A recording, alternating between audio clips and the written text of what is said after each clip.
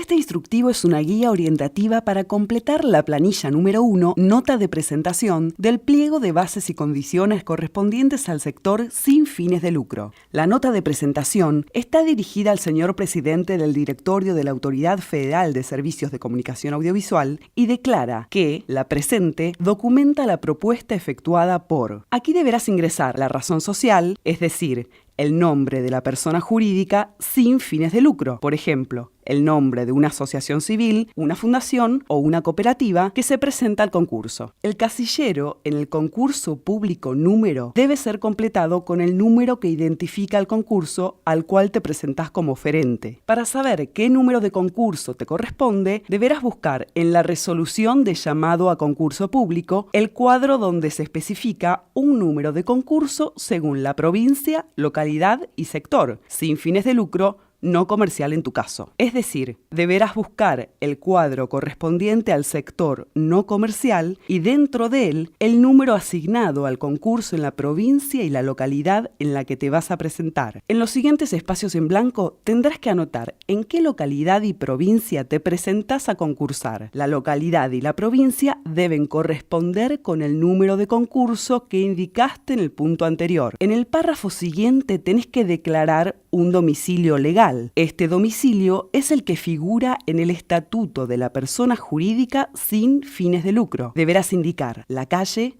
el número, el piso y el departamento en caso de corresponder y la localidad y provincia donde se encuentra. A continuación, se solicita un domicilio constituido. Es importante que tengas en cuenta que el domicilio constituido es donde recibirás todas las documentaciones vinculadas con el concurso al que te presentás, por lo que es fundamental que estos datos sean correctos. El domicilio debe constituirse en la ciudad en la que tenga sede la delegación con jurisdicción, en la localidad para la que se convoca a concurso público o en la ciudad autónoma de Buenos Aires.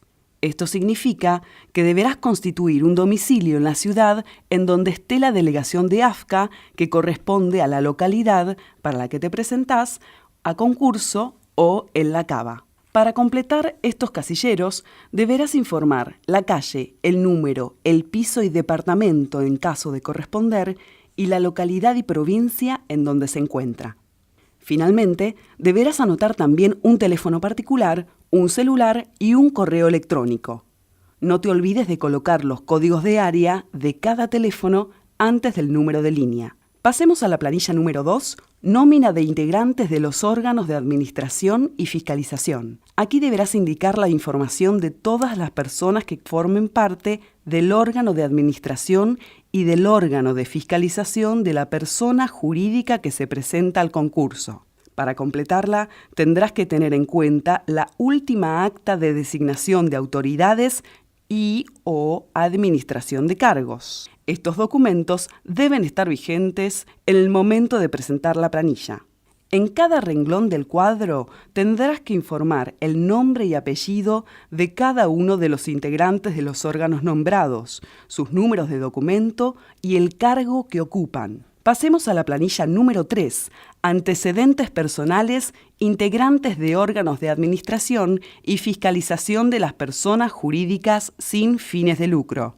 Ten en cuenta que tendrás que presentar tantas planillas como integrantes titulares de los órganos de administración y fiscalización haya. Esto quiere decir que tiene que haber una planilla por cada una de las personas que en la última acta de designación de autoridades o de distribución de cargos hayan sido nombradas miembros titulares de los órganos de administración y fiscalización. El acta y los mandatos deben estar vigentes en el momento de presentar la planilla. En este cuadro tendrás que informar sobre los antecedentes laborales en el ámbito público, nacional, provincial o municipal de todos los integrantes titulares de los nombrados órganos. Recordá que la planilla es personal, por lo que si una persona no tiene antecedentes laborales en el ámbito público, deberá firmar la planilla al pie y presentarla en blanco. Si tiene antecedentes laborales en organismos que dependan del ámbito público,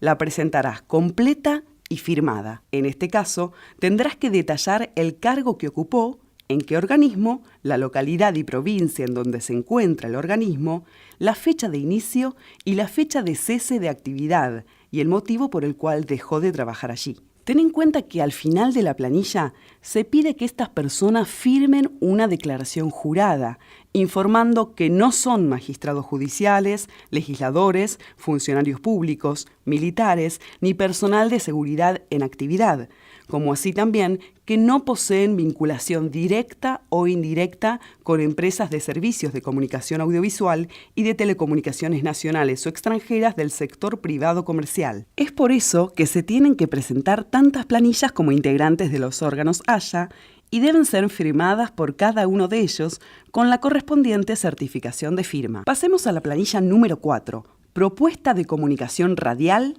marco general. En esta planilla deberás contarnos en los distintos cuadros el perfil de tu propuesta comunicacional. En el primer cuadro tenés que seleccionar solo una opción, la que refleje el perfil general de la propuesta que presentás. Puede ser informativo, periodístico, entretenimiento musical, educativo cultural u otros.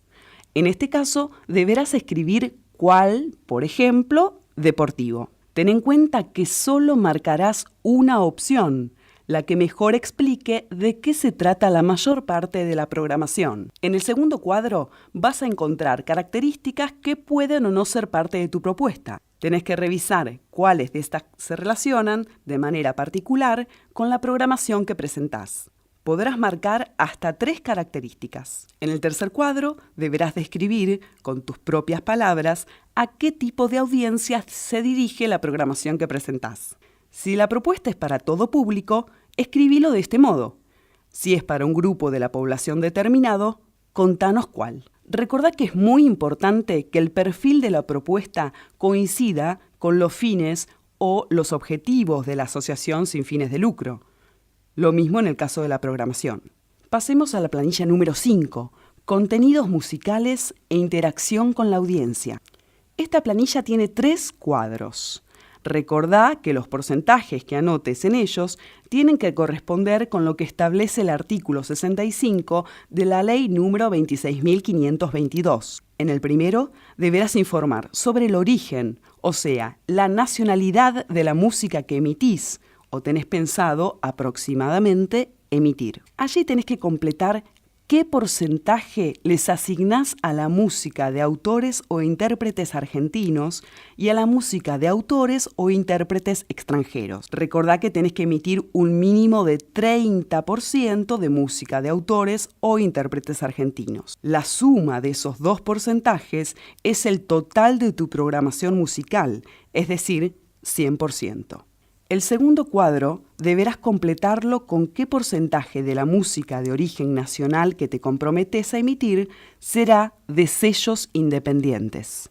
Ten en cuenta que la ley establece que el 50% de los autores o los intérpretes argentinos debe ser de sello independiente, por lo que, por ejemplo, si vas a transmitir 40% de música de autores o intérpretes argentinos, tendrás que comprometerte a que el 20% de la música de autores o intérpretes argentinos sea de sello independiente. En el tercer cuadro deberás indicar de qué manera te relacionás o tenés previsto relacionarte con tu audiencia. Podés marcar todas las opciones que expliquen cómo el oyente y la radio se relacionan en tu propuesta de programación. Pasemos a la planilla número 6, grilla de programación, compromiso. Esta planilla tenés que completarla con la grilla de tu programación indicando nombre y horario de los programas. Si el servicio está operativo, ya tenés esta grilla. Si todavía no lo está, tendrás que crearla. Para esto, debes tener en cuenta cuántas horas estarás al aire y cómo distribuirás el tiempo entre los distintos programas. Si aún no decidiste el nombre de cada programa, simplemente indica de qué se tratará ese espacio de programación con una palabra, género o tipo de programa, por ejemplo, informativo, musical, etc.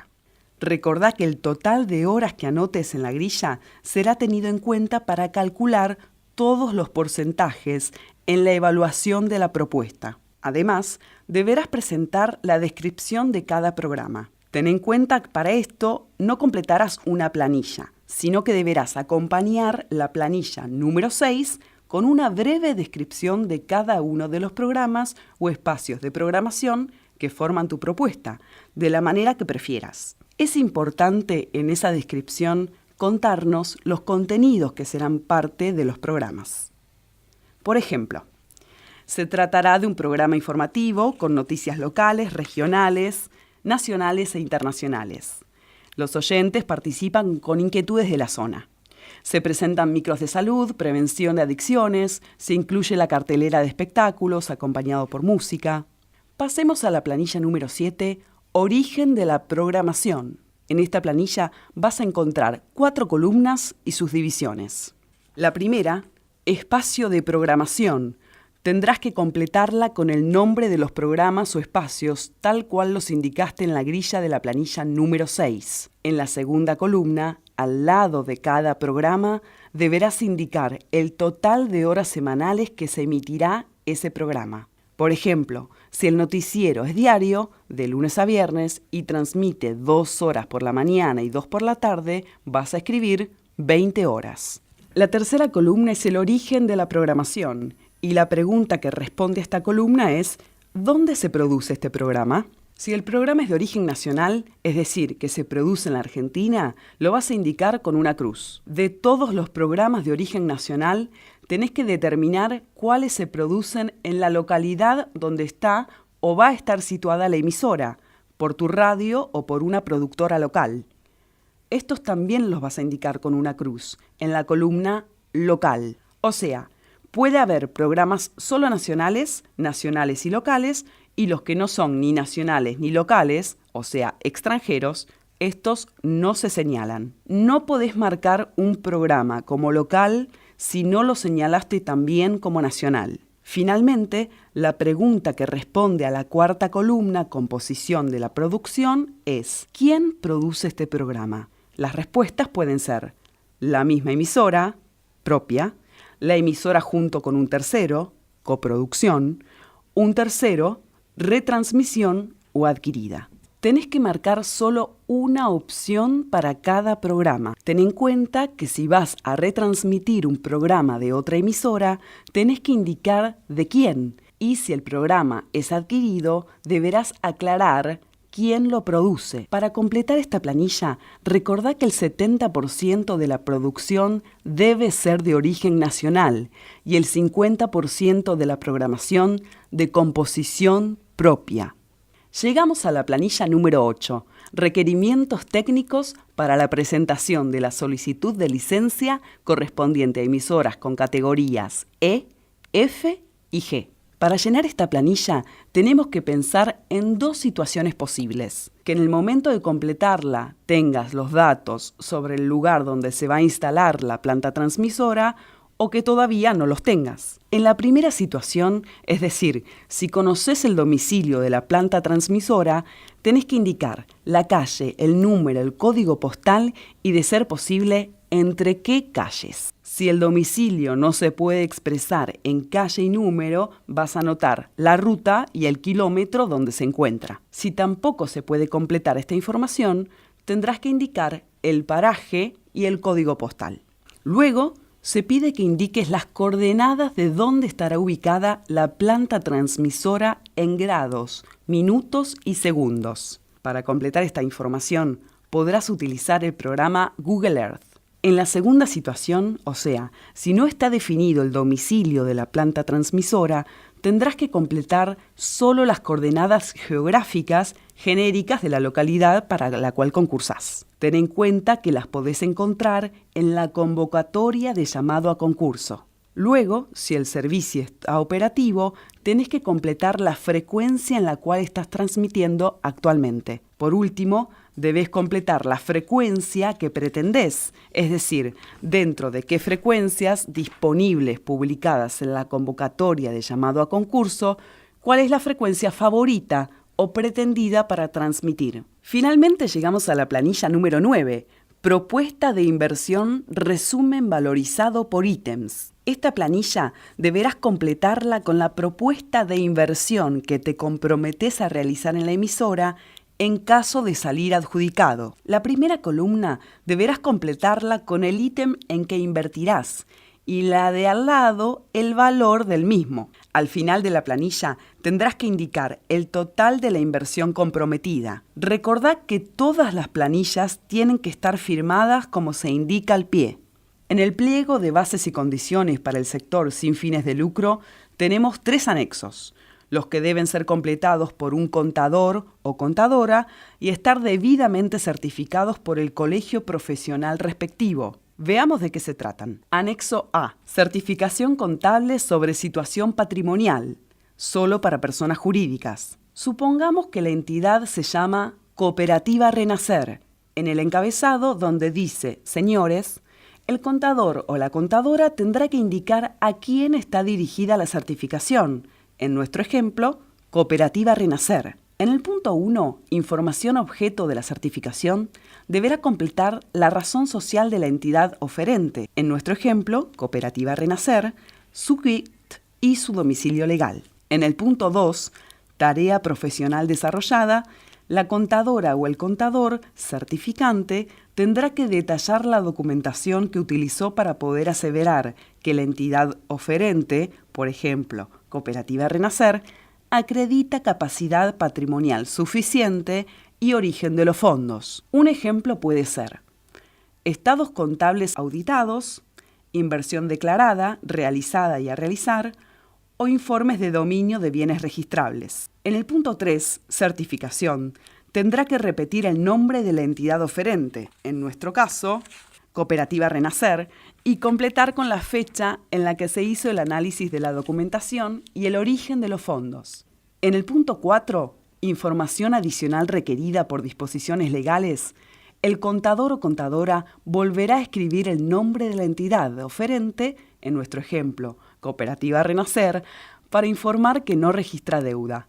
Es importante tener en cuenta que si la entidad oferente tuviera deuda, deberá regularizar su situación para poder informar que no registra deuda exigible con el régimen nacional de seguridad social. Finalmente, donde dice lugar y fecha, deberás completar con el nombre de la ciudad o localidad donde se emite la certificación y la fecha en que se realiza. Pasemos al anexo B, certificación contable sobre situación patrimonial, solo para personas físicas como integrantes de los órganos de administración y fiscalización que comprometen aportes personales. Supongamos que la persona integrante del órgano de administración se llama Daniel González. En el encabezado, donde dice Señores, el contador o la contadora tendrá que indicar a quién está dirigida la certificación. En nuestro ejemplo, Daniel González. En el punto 1, información objeto de la certificación, deberá completar los nombres y apellidos de la persona que compromete aportes personales. En nuestro ejemplo, Daniel González, su CUIT, si la persona física trabaja en forma independiente, o CUIL, si trabaja en relación de dependencia, y su domicilio legal. En el punto 2, tarea profesional desarrollada, la contadora o el contador certificante tendrá que detallar la documentación que utilizó para poder aseverar que, por ejemplo, Daniel González acredita capacidad patrimonial suficiente y el origen de los fondos. Por ejemplo, declaraciones juradas del impuesto a las ganancias y sobre los bienes personales correspondientes a los 2 últimos periodos. Inversión declarada, realizada y a realizar, e informe de dominio de los bienes registrables. En el punto 3, certificación, tendrá que repetir el nombre de la persona que compromete los aportes, en nuestro ejemplo, Daniel González, y completar con la fecha en la que hizo el análisis de la documentación y el origen de los fondos. En el punto 4, información adicional requerida por disposiciones legales, el contador o la contadora volverá a escribir el nombre de la persona que compromete aportes, en nuestro caso, Daniel González, para informar que no registra deuda. Es importante tener en cuenta que si tuviera deuda, deberá regularizar su situación para poder informar que no registra deuda exigible con el régimen nacional de seguridad social. Donde dice lugar y fecha, deberá completar con el nombre de la ciudad o localidad donde se emite la certificación y la fecha en que se realiza. Finalmente, pasamos al anexo C, certificación contable sobre situación fiscal y previsional, solo para personas físicas como integrantes de los órganos de administración y fiscalización que comprometen aportes. Supongamos nuevamente que la persona integrante del órgano de administración se llama Daniel González. En el encabezado, donde dice señores, el contador o la contadora tendrá que indicar a quién está dirigida la certificación. En nuestro caso, Daniel González. En el punto 1, información objeto de la certificación, deberá completar los nombres y apellidos del integrante del órgano de administración, en nuestro caso, Daniel González, su quit, si trabaja en forma independiente, o quil, si trabaja en relación de dependencia, y su domicilio legal. Para completar el punto 2, alcance de la tarea profesional desarrollada, el contador o la contadora deberá detallar la documentación que tuvo a la vista para hacer la certificación. Es importante tener en cuenta que tiene que hacer una expresa mención de los impuestos incluidos. En el punto 3, certificación, tendrá que repetir el nombre del integrante del órgano de administración, en nuestro ejemplo, Daniel González, para informar que no registra deuda. Es importante tener en cuenta que si tuviera deuda, deberá regularizar su situación para poder informar que no es deudor moroso de obligaciones fiscales, previsionales y de la seguridad social por los años no prescriptos a la fecha de extender la certificación. En el segundo párrafo del mismo punto, el contador o la contadora deberá completar nuevamente con el nombre del oferente, Daniel González, en nuestro ejemplo, para certificar que no se encuentra obligado ni incorporado al régimen de emisión de comprobantes electrónicos en línea. Finalmente, donde dice lugar y fecha, deberás completar con el nombre de la ciudad o localidad donde se emite la certificación y la fecha en que se realiza. Recordá que cualquier duda que tengas o si necesitas más información, podés consultar la página web del AFCA, www.afca.gov.ar, o comunicarte al 0810-222-6633.